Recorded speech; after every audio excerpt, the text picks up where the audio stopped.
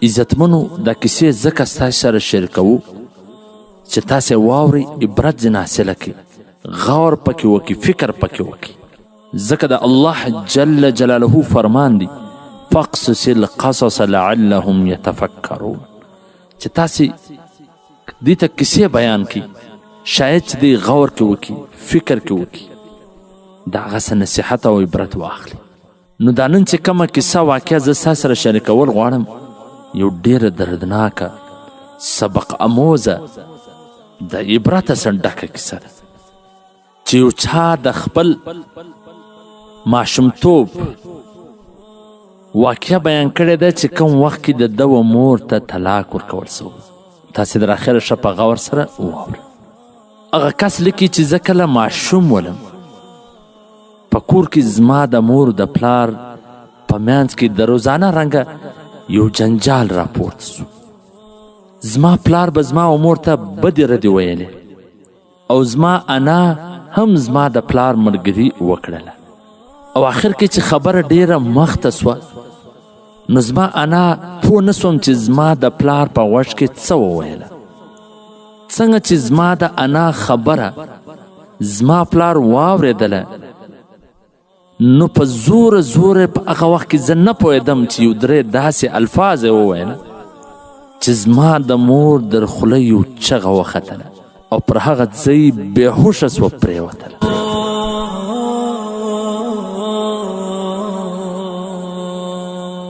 پلار می، انا می، مور په داسې حالت کې پرېښوله ولاړله. زه در ډېره وخته پورې د خپل مور و سر ته ولاړ وم، ژړل مې نه د مخکې رنګه زما پلار زما امنولو ته رالی، نه مې انا امنولو ته راله.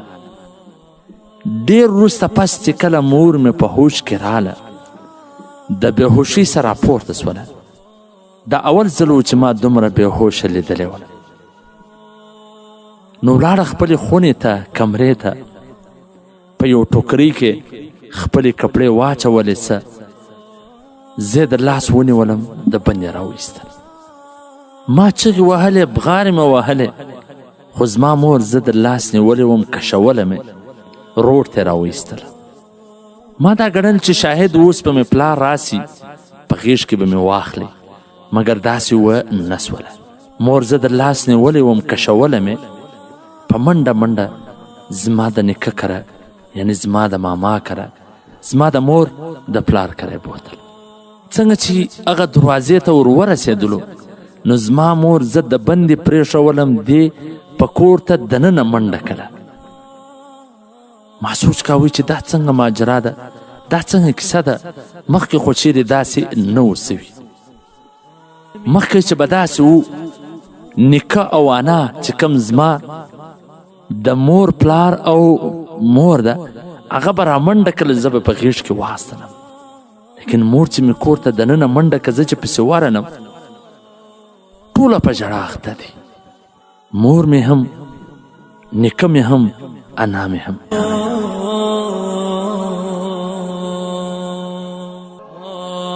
مامیګانې یو بل طرف ته ولاړې دي، پریشانه، سرګردانه. زه په هیڅ نه پوهېدم چې څه پېښه ده.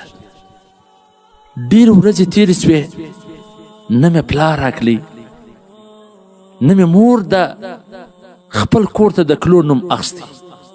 آخر کې زه د ماما کره تنګ سولم، و مور ته مې وویله چې مور جانې، پلار مې ډېر یادېږي، درځه چې ولاړ سو خپل کور ته.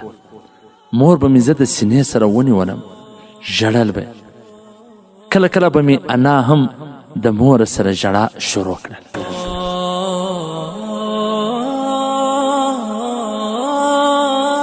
زه تر اوسه پورې نه پوهېدلم چې دا څه پېښه ده، څه وجه ده.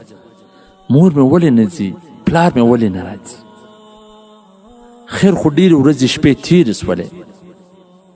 اخر کې د بندې د نورو ماشومانو سره، د نورو هلکانو سره زما لوبې خبرې شروع سوې. نو د هغو د طرفه څه به ما ته دا وویل سوله چې ستا پلار ستا مور ته طلاق ولې ورکړی. زما سره د دې جواب نو چې زما پلار زما مور ته طلاق ولې ورکړی دی. یعنې زه په دې هغه وخت کې خبر سولم چې طلاق هغه 3 الفاظ چې ویلي دي هغه زما یوه مور ته طلاق ورکړی دی. د همیشه دپاره د کوره څه شړلی دی.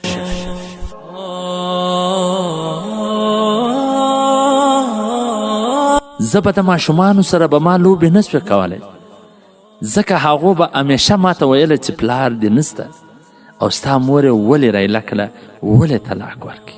دا پیغورونه تانې به ما اورېدلې، پر زړه مې تېرولې، لیکن ماشوم وم، هېڅ جواب مې نه و چې ما هغو ته ورکړی ولې. یو ډېرې ورځې تېرې سوې، څو وخت ډېر وسو، نور څوک رالل، زما مور یې کتل، ما ته ډېر بد خوند راکړي. داسې به اکثره کېدله، ښځې به راکلې، څوک به راکلي، زما مور به یې کتله. یو ورځ داسې وسوله، نوي کپړې اچولي دي. ما وګڼل چې کیدی سي یو ځای یو خوشحالي وي، ما مور هلته بیایي او ما ته هم وسکالي راواغوندي، لیکن داسې ونه سوله. لږ پس کې څوک رالو، زما د مور سه پر یو کاغذ باندې دستخط واخیستی. زما مور څه وخت پس د هغو سره روانه سوله، واده وسو. بعد کې زما انا راته وویله چې ستا د مور واده بل ځای وسو، هغه به اوس بل ځای ته ځي. زه ډېر پریشانه سولم چې در اوسه خو مې پلار د لاسه ورکړی و، اوس مور هم راسه ځي، بل کور ته به ځي.